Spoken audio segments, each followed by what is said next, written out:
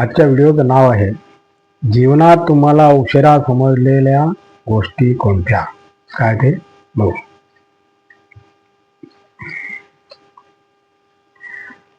जर उमेदीच्या काळात तरुण वयात तुम्ही शरीराची योग्य ते काळजी घेतली नाही तर उतार वयात शरीर तुम्हाला साथ देत नाही. एकदा का तुम्हाला हिंडता फिरता येईनासे झाले, दृष्टी कमी झाली की तुमचे जग खूपच छोटे होते. आपल्याला वाटते त्यापेक्षा वेळ झरकन निघून जाते. 2025 साल कधी गेले हे कळलेच नाही. सेक्स आणि सौंदर्य काळाच्या ओघात निघून जाते. आपुलकी, जवळीक, मैत्री मात्र कायम वाढतच राहते. Very good. अन्य कुठल्याही गोष्टीपेक्षा तुमच्या आयुष्यातील व्यक्ती अतिशय महत्त्वाच्या असतात. तेव्हा आपण तरुण असतो तेव्हा आपण भौतिक गोष्टीकडे अडकून पडलेले असतो.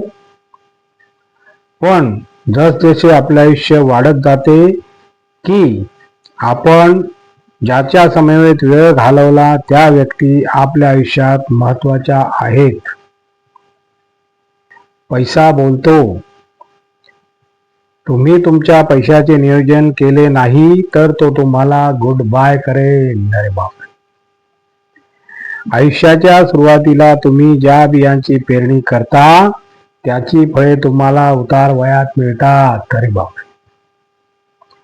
त्यानुसार वृद्धापकाळात तुमच्या जीवन शैलीच्या गुणवत्तेवर चांगला किंवा वाईट परिणाम होत असतो.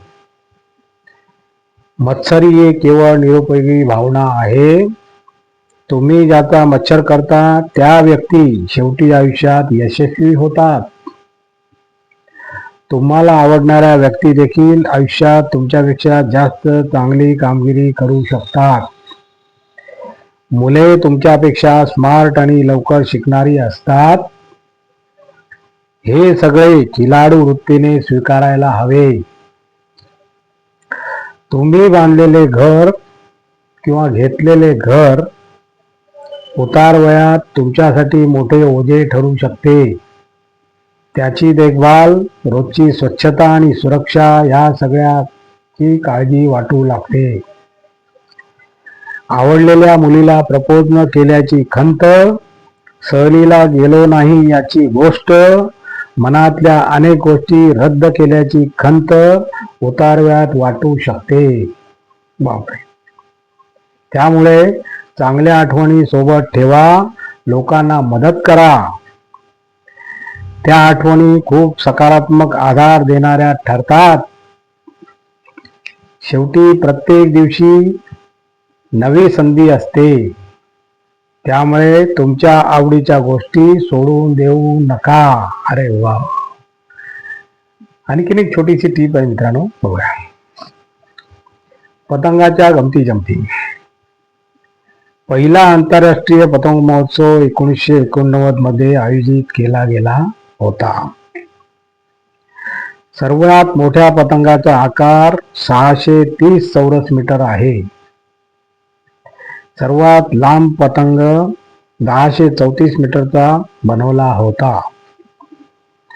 पतंगाचा सर्वात जास्त वेग ताशी 193 मीटर नोंदविला गेला आहे.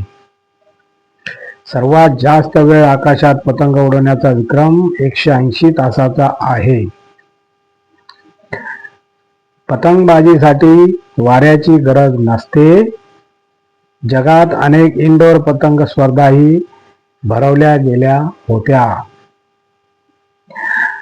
असे म्हणतात की सुमारे 3000 वर्षापूर्वी पहिली पतंग उडविली गेली होती जी पानांपासून बनलेली होती. इंडोनेशियात आजही पानांपासून बनवलेल्या पतंगाचा वापर मासे पकडण्यासाठी केला जातो. अरे बापरे.